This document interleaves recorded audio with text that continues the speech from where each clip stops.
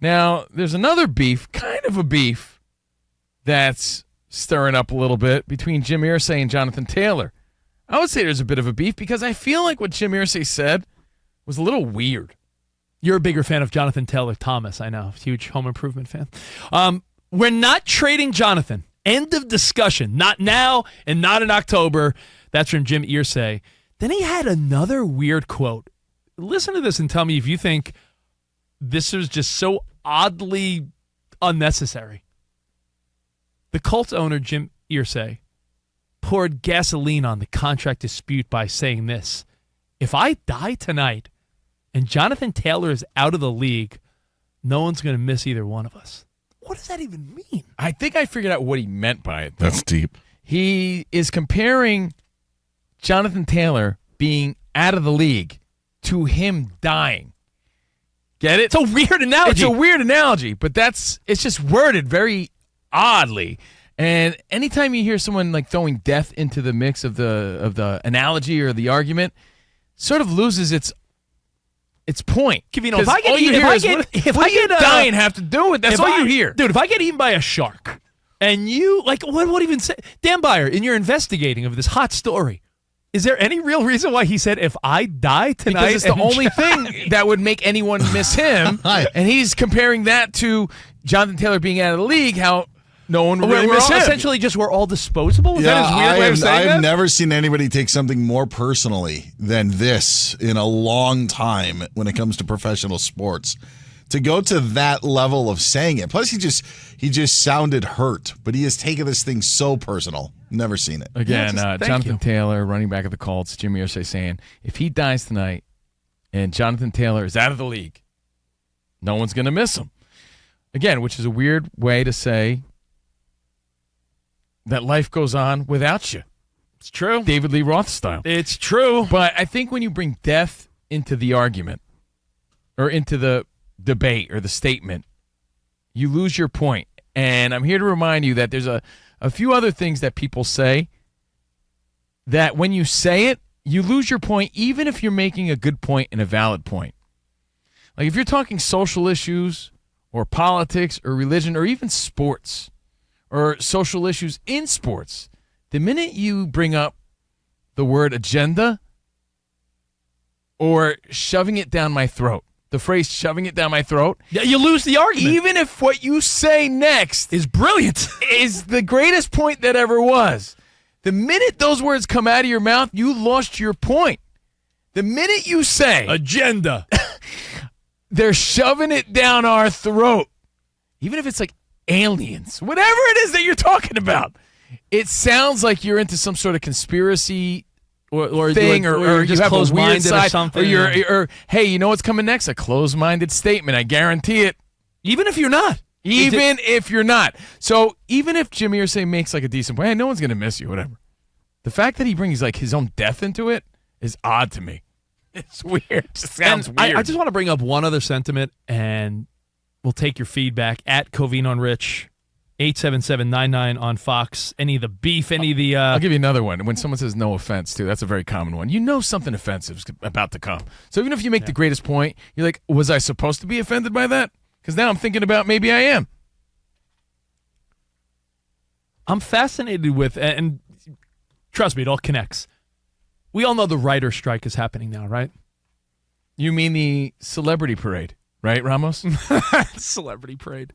We went on a trip this weekend, and on the way back I said, hey, let's drive by Warner Brothers and Disney to see all the stars. I told the kids, I go, that'd be fun. Ramos is doing tours on a bus now. Yeah. If you look at the left side, oh, look, there's John Mulaney. I always tell everybody, there's Gwyneth Paltrow. If you ever wanted to see, if you're in any part of the country right now, you want to see stars, come to Los Angeles, because they're all walking on the street. But anyway, there was nobody there. I don't know if they took the day off. It's hot out. Yeah, it was. That's what Suzanne said, because I think it's hot, honey. What a waste of watermelons and which have some what do you call the balloons? Water balloons. Well, yeah. Ramos and his kids all stacked in the back with water balloons. Ramos is booking people now at John Ryan. Hit up Ramos. But the writer strike is happening, and while that's all going down, I'm comparing it to the NFL in one way, or baseball, or these max contracts in basketball. I will never understand the sentiment. I'm all about people making their money, right? I'm all about a free market. I don't believe when people want to take the side of the billionaires. It baffles me. I think, hey, you earn the money, you make it. But when people get mad about an NBA player making 50, 60 million, or they're like, wait, how much do these guys want? Money is being made. Who do you want to have it? The owner or the quarterback? Who do you want to have the money? The Bush family or LeBron James? Who do you want to have the money?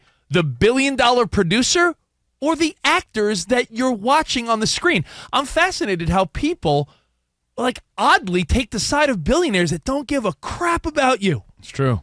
It's true. Man, can you believe we traded for this guy and gave him how much money? It's our default because we only see the first side or the first part of the argument, which is they want more money. So automatically we think, you greedy, good for nothing. How much is Jaylen Brown making? 60 mil? Yeah, but how much do you think the Boston Celtics make a year? Right, but you don't think that until after you heard the initial point and made your assessment. I looked this up recently. I want to double check. You're complaining you make all that money for catching a ball. You should be thankful. That's the thing, too. They'll say, yeah, and by the way, for catching a ball or for dribbling a ball is also a bad way to win an argument. For playing a child's game. Yeah, these are all ways to really not prove your point. I looked this up the other day just to get the number. Yeah, there we go. Perfect.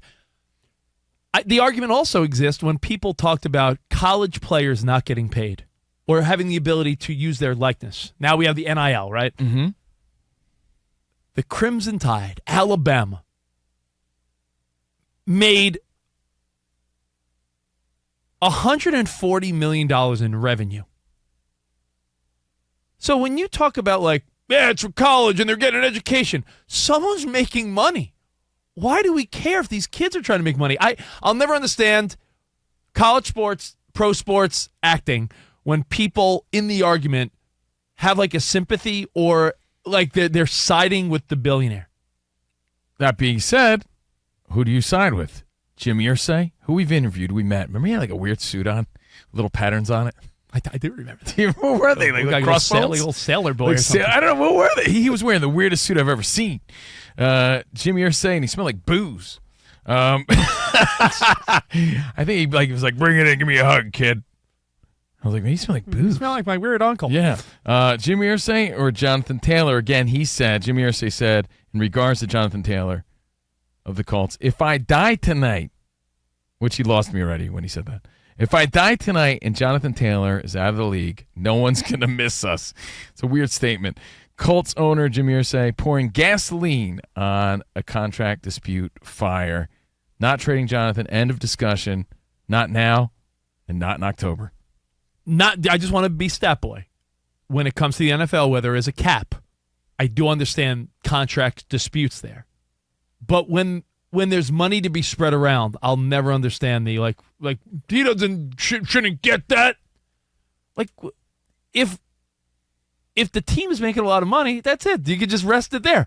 Can you believe this guy got whatever Ohtani gets? I promise you, he deserves. He will bring that money into whatever team he gets, not only from fans here, but internationally. The lore he has in Asia. You could roll your eyes at any giant contract that you see, but they've figured out that he's worth that amount of money. You don't think Aaron Judge is worth every penny the Yankees are paying him? Star of the team. Kids wear his jerseys. We've worked with radio guys to get paid a lot of money, but guess what? They're bringing in that kind of revenue to justify that kind of money. Just is. You know what's complicating this whole matter, too, is that Jonathan Taylor's coming off an ankle injury, and now there's been a source reporting that he told the team he had a sore back.